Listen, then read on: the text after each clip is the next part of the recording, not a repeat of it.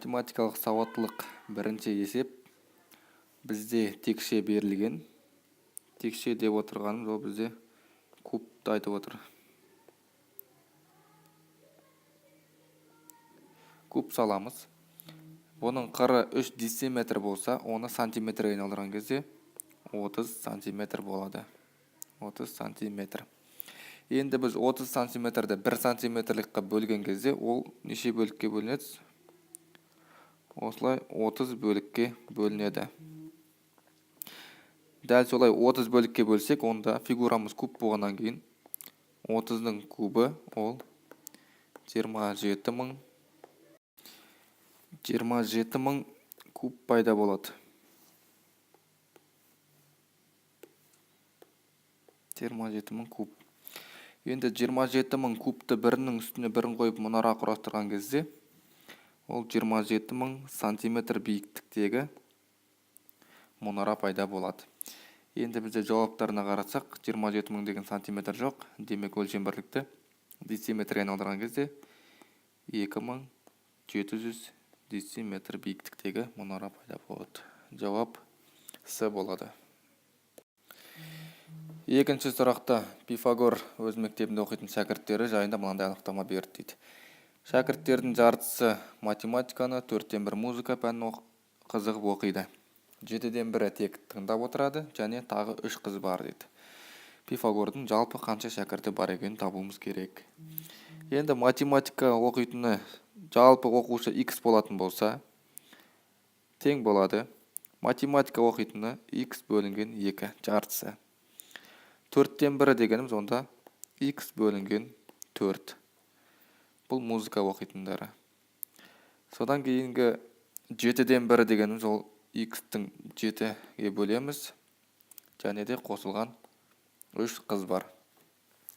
Есепті шығарудың барлығын 28-ге көбейтіп жіберсек, 28x тең болады 14x қосылған 7x қосылған 4x қосылған 28-ді 3-ке көбейткен кезде 84 шығады. X-тардың барлығын сол жағына жинасақ, онда бізде 3x болады. 3x тең 84-ке, x тең болады 28. Сонымен Пифагордың 28 шәкірті бар екен. Үшінші есеп. Туристер бірінші күні А километр, келесі күндері алдыңғы күннен 5 километр артық жол жүріп отырған екен. Туристер 5 күнде қанша жол жүргенін өрнек ретінде табуымыз керек. Есепті шығарудың бірінші күніміз бірінші күні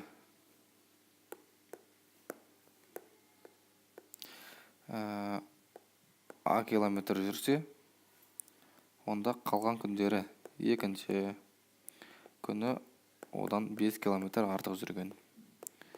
Үшінші күні А қосылған 5, екінші күнге қараған тағы да 5 километр қоссақ, онда А қосылған 10 болады. Төртінші күні А қосылған тағы да 5 километр 15 болады. Бесінші күні А қосылған 15-ке 5-ке қосамыз 20 болады. Енді жалпы жолды табатын болсақ,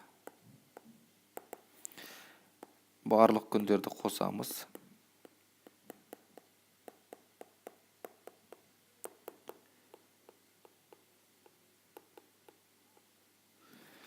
Сонда тең болады 5А қосылған 50.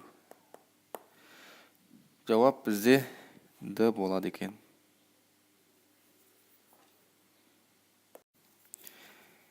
Төртінші. Берілген фигуралар тізбегінде 36-шы тұрған қандай фигура екенін анықтауымыз керек. Енді бұл жерде қарайтын болсақ, 5 түрлі фигура бар екен. Әрбір 5 сайын фигуралар қайталанып келе береді. Мысалы, міне 5 фигура келесі ретпен. Сонда 36 дегеніміз 36-ны біз 5-ке бөлеміз. 36-ны 5-ке бөлсек, бізде бір қалдық шығады. Яғни 36-шы тұрған бірінші тұрған фигура деп айтуға болады. Сонымен бізде бірінші тұрған фигурамыз шеңбер, жауап С болады. Бесінші есеп. Марат машиналарды бояғанда келесі ретпен бояйды. Көк, жасыл, қызыл, қара және сары дейді. Жазып қойық. Жазатын болсақ, көк, жасыл, қызыл, қара және сары дейді. 5 түрлі түс бар. 29-шы тұрған машина қандай түс дейді. Ол үшін біз алдыңғы есептегідей 29-ды 5 түрлі түс болғандықтан 5-ке бөлеміз. Сол кезде бізде 4 қалдық шығады. Ол нені білдіреді? 4-ші тұрған түсті білдіреді. Яғни бізде 29-шы машина ол қара түсте боялған екен. Жауап С болады. 6-шы есеп. Амангелді қыры 3 дециметр болатын кубты көк түске бояп, оны қара 1 дециметр болатын кубтарға бөлді. Қара 1 дециметр болатын кубтардың нешеуінің бір жағы ғана боялған екен табу керек. Ол үшін куб салайық. Куб салғаннан кейін оны біз 3 бөлікке бөлеміз қырларын. Сонда бізде жалпы 3 бөлікке бөлінсе, онда 3-ті кубтаймыз, 27 шығады. Демек бізде 27 куб пайда болады. Енді осы 27 кубтың бір жағы ғана боялатын табу керекпіз. Ол үшін бір жағы боялатын бізде әрбір куб фигураның 6 жағы болса, әрбір жақта бір кубтан бар деген сөз. Бір жағы ғана боялатын. Демек 6 жағын көбейтеміз бір ғана кубқа, сонда жалпы 6 шығады. Демек 6 кубтың тек қана бір жағы ғана боялған екен. Жауап 6 болады. 7-ші есеп. Екі санның қосындысы 573-ке тең, оның біреуі бір цифрамен аяқталады. Егер бірді сызып тастасақ, онда екінші сан шығады дейді. Осы сандардың үлкенін табыңыз дейді. Бұл жерде 3 таңбалы сан мен 2 таңбалы сан қосылып тұрған бірден аңғаруға болады. 3 таңбалы санды жазатын болсақ, ол 1 мен аяқталатын болса, онда AB1 деген санға тең 3 таңбалы. Оған қосылады. Бірді алып тастаған кезде 2 таңбалы AB саны қалады. Екеуін қоссақ 573-ке тең болуы керек. Енді біз бұларды жүздікке, ондыққа, бірлікке үлестіреміз. 100А қосылған 10B қосылған 1 деп бірінші санды жазуға болады. Қосылған 10А қосылған 1B тең 573-ке тең. Осы жерден біріктіретін болсақ, 110А қосылған 11B тең болады 572-ге. Қарап отырсақ, барлық сандар 11-ге бөлінеді. 11-ге бөліп жіберетін болсақ, онда 10А қосылған B тең болады 572-ні 11-ге бөлсек 52 болады екен. Енді 10А плюс B дегеніміз ол AB деген санны білдіреді. Өйткені 10-дағы А, бірлігі B деген сөз. Сонда AB дегеніміз 2 таңбалы санымыз 52 болатын болса, онда 3 таңбалы санымыз 521. Бірді соңына жалғай саламыз. Егер есеп тексеретін болсақ, 521-ге 52-ні қоссақ, онда 573-іміз шығады. Жауап осы сандардың үлкенін табу керек. Бізге 521 екен. Жауап болады. 8-ші есеп. Есеп сартында Мәди, Еңлік және Ләззат дүкеннен 3 түрлі зат сатып алған. Осы заттың қайсысы не нәрсе алғанын табуымыз керек. Ол үшін адам аттарын бір жаққа жазайық. Мәди, Еңлік, Ләззат деп бас әріптермен жазып қойсақ, екінші оларға келесі қатарға сатып алған заттарымыз циркуль, транспортир және калькулятор деген заттарды қойып қойсақ. Енді есептің шартына қарай Мәдидің сатып алғаны калькулятор емес дейді. Мәди дегеніміз М. Калькулятор алмаса, мәдидің екі варианты бар. Алғашқы екеуі. Оған екі вариантына стрелка жіберіп қоямыз. Ләззаттың сатып алғаны циркуль емес дейді. Онда ләззат бізде транспортир мен калькулятор алуы мүмкін. Олардың да мүмкін варианттарына стрелка жібереміз. Еңліктің сатып алғаны калькуляторда циркуль емес дейді. Демек, еңлікке тек қана бір ғана вариант қалды, ол транспортир. Еңлік транспортир алатын болса, онда автомат түрде мәди де ләззатта транспортир ала алмайды. Сол кезде артық стрелка алып тастаған кезде бізде есептің жауабы шыға келеді. Есеп жауабына сәйкес келетін А варианты. 9-шы есепте 6 метр куб тақтайды 3 фирманың біреуінен алуымыз керек екен. Кестені пайдаланып, ең арзан сатып алуға қанша ақша жұмсалатынын анықтауымыз керек. Енді ағаш бір фирмасына қарайтын болсақ, ол 1 метр кубқа 37 мың жұмсаса, 6 метр кубқа жұмсайтынын табу үшін 37 мыңды 6-ға көбейтеміз. Және де жеңілдіктерін қараймыз, ода жеңілдік болмайды екен. Демек, жеткізу үшін де біз ақша төлейміз.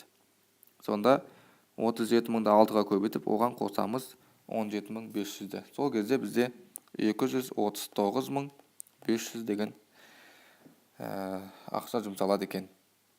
Екінші, ағаш екі фирмасына 1 метр кубқа 40 мың жұмсалса, оны да 6 метр куб керек болғандықтан 6-ға көбейтеміз. Бізде жеңілдіктері бар екен. 200 мың теңге ақша жұмсайтын болсақ, онда жеткізу тегін. Біз 40 мыңды 6-ға көбейтсек 240 мың аламыз. Демек, бізде жеңілдік болады екен бізге. Сонымен 7500-дің бізге жұмсаудың қажеті жоқ, тек қана 240 мың теңгенің өзін жұмсаймыз. Ағаш үшінші фирмасына қарайтын болсақ, 38 мың болса, көбейтеміз 6-ға. Жеңілдіктері 230 мың теңгеден басталады екен. Бізде оған ақшамыз жетпейді. 228 мың теңге шығады. Оған 11 мың теңге бізде жеңілдік болмағандықтан 11 мың теңге жеткізу үшін төлейміз. Сол кезде 239 мың теңге ақша жұмсаймыз. Сонымен ең арзан бізде 239 мың. Ағаш үшінші фирма. Жауап А болады. 10-шы есеп. 3 балықшы бірнеше балық аулаған. Бірінші балықшы барлық ауланған балықтардың біреуін лақтырып тастап, қалғанының 3/1 бөлігін алады. Екінші балықшы осыдан қалған балықтардан біреуін лақтырып тастап, қалғанының 3/1 бөлігін алды. Үшінші балықшы да дәл осылай жасаған кезде бізде шелекте 14 балық қалған екен. Сонымен бізде бастапқы кезде қанша балық болғанын табуымыз керек. Ол үшін бұл есепті соңынан басына қарай шығарамыз. Бізде ең соңында 14 балық қалған болса,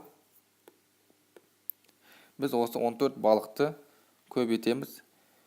3-тен 2 бөлік қалатын болса, біз оны керісінше 2-ден 3-ге көбейтеміз. 2-ден 3-ге көбейткен кезде бізде 21 шығады.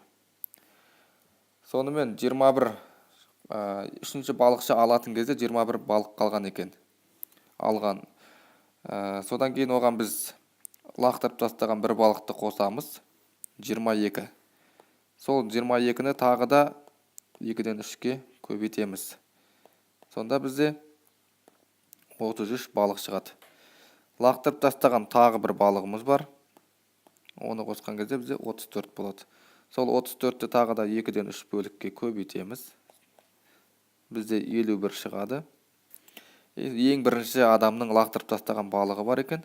Сонымен бізде жалпы бастапқы кезде 52 балық болған. Жауабы Б болады. 11-ші есеп. Математика пәнінен 10 емтихан жазған екен. Емтихан нәтижелері кестеде жазылып тұр. Енді бізде табу керек. Арифметикалық ортасын табуымыз керек. Арифметикалық ортасын табу үшін барлық сандарды қосамыз. Кестедегі 78-ден бастап астын сызып отырайын. 10 емтихан нәтижелерін қосып, жалпы 10-ға бөлеміз. Сол кезде бізде 84,2 шығады. Бұл есепті енді өздерінде есептей аласыңдар. 12-ші есепте 36 мен 71-дің аралығындағы 6 санына еселік болатын қанша сан бар екен? М-нің орнында неше санды қоя аламыз? 6-ға бөлінетін. Бұл жерде 36-ның өзі қабылданбайды. Сондықтан біздің сандарымыз 42, 48 бар, 54 бар, 60 бар, 66 бар. Сонымен бізде 5 сан бар екен. Жауап Е. 13-ші есепте жүгіру жарысы туралы берілген екен. Талғаттың алдында жүгірген адамдар саны Талғаттың артында келе жатқан адамдар санынан 4 есе аз екен. Жалпы 11 бала қатысқан. Сонда Талғаттың алдында кетіп бара жатқан балалар санын X деп алатын болсақ, қосылған Талғаттың өзі бар, 1 деп жазайын. Қосылған Талғаттан кейін алдыңғы кетіп бара жатқан адамдардан 4 есе көп болса 4x болады. Жалпы барлығы 11 бала. Теңдеу бойынша x табатын болсақ, x-тіміз 2 екен. Талғаттың алдында 2 бала кетіп бара жатыр. Талғат онда нешінші болады? Әрине 3-ші келеді. 14-ші есепте 2 баған берілген. Бағандарды салыстыру керек. А бағанында Z градусы берілген, Б бағанында К градусы берілген. Жалпы үшбұрыштардың қасиеті бойынша ішкі кез келген 2 бұрыштың қосындысы 3-ші бұрыштың сыртқы бұрышына тең деген заңдылық бар. Сол бойынша бірінші үшбұрыштан Z бұрышы ол X бұрышы мен Y бұрышының қосындысына тең болады. Екінші үшбұрыштан К бұрышы ол Y минус 3 бұрышына қосамыз X плюс 2 деген бұрышты мәнін. Сол кезде X қосылған Y минус 1 деп жазуға болады. Енді Z пен K-ны салыстыратын болсақ, әрине Z K-дан үлкен. Ал баған бойынша А бағаны Б бағанынан үлкен. Жауап бізде Б болады. 15-ші есепте 2 параллель түзулер бар, М және N. Осы жерден X табуымыз керек. Бұл есепті шығару үшін біз осы параллель 2 түзуге қосымша 3-ші параллель түзуді сызамыз. К деп белгілей берейін, маңызды емес. Енді параллель жүргізгеннен кейін көріп отырмыз. Мына 2x деп берілген бұрышымыз біздің мына пайда болған бұрышқа екеуі тең болады. Өйткені бұл бұрыштар сыбайлас бұрыштар болады. Мына бірінші бөлігі x болса, қалған келесі бөлігі де x болады. Өйткені 2x-ті толықтыру керек. Сонымен әрі қарай жалғастыратын болсақ, 3x қосылған 20 мен x-тің қосындысы, мына x-тің қосындысы екеуін қосқан кезде 180 градусты беруі керек. Сонымен x табатын болсақ 40 градусқа тең. Жауабы Б болады. 16-ші есепте кестеге байланысты дұрыс қате екенін анықтауымыз керек. Бірінші кестеге қарайтын болсақ, квадраттың қабырғасы қанша пайызға артса, оның периметрі сонша пайызға артады дейді. Бұл жерде квадрат салсақ,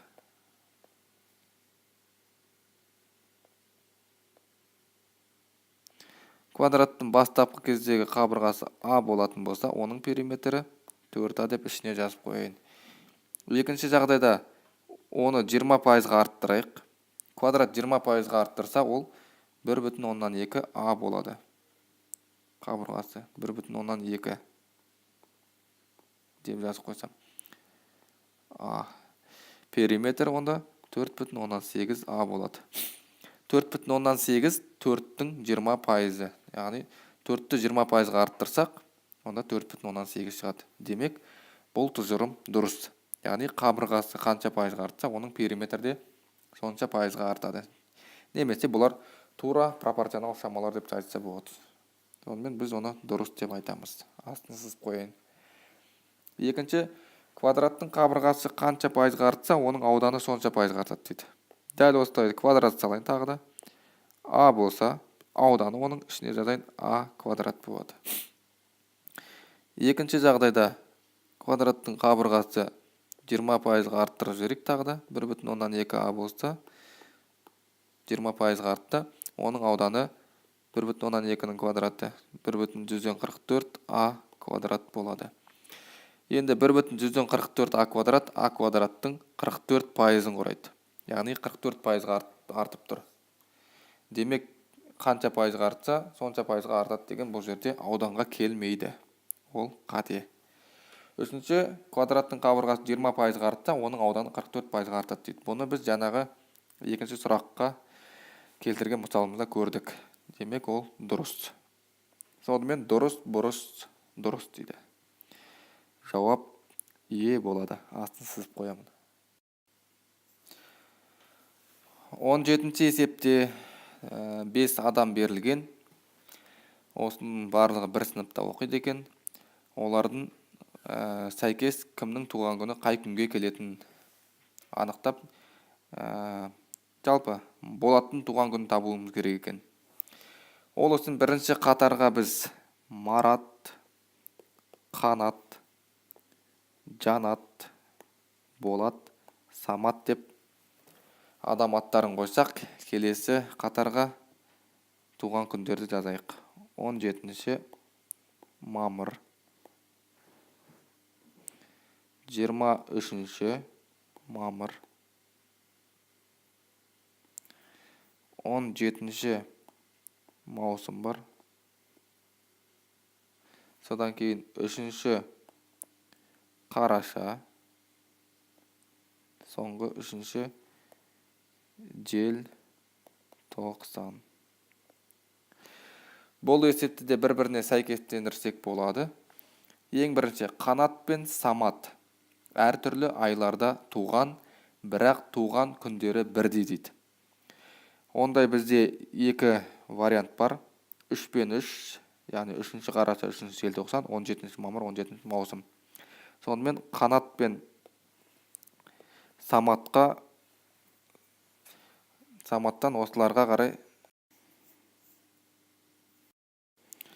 Саматтан бағыттар жібереміз. 3-ке, 17-лерге. Енді келесі Қанат пен Жанаттың туған күндері бір айда дейді. Бізде бір ай дегеніміз ол 17-ші мамыр мен 23-ші мамыр. Демек, Қанат пен Жанат бір айда туатын болса, онда автомат түрде Қанат 17-ші мамыр болады. Өйткені 23-ші мамыр бола алмайды. 23 деген тағы басқа айдың күні жоқ. Демек, Жанатымыз бізде 23, Қанатымыз бізде 17-ші мамыр деп нақты белгілеп қоямыз. Мараттың туған күні қыс айында дейді. Енді қыс айы тек қана желтоқсан, автомат түрде Мараттан желтоқсанға қарай 3-ші желтоқсанға жіберсек, бізде тек қана 17-ші маусым мен 3-ші қараша ғана қалады. Енді 17-ші маусым мен 3-ші қараша қалды. Біз есептің шартында айтты, Қанат пен Самат бір күнде болса, демек Самат бізде 17-ші маусым болады.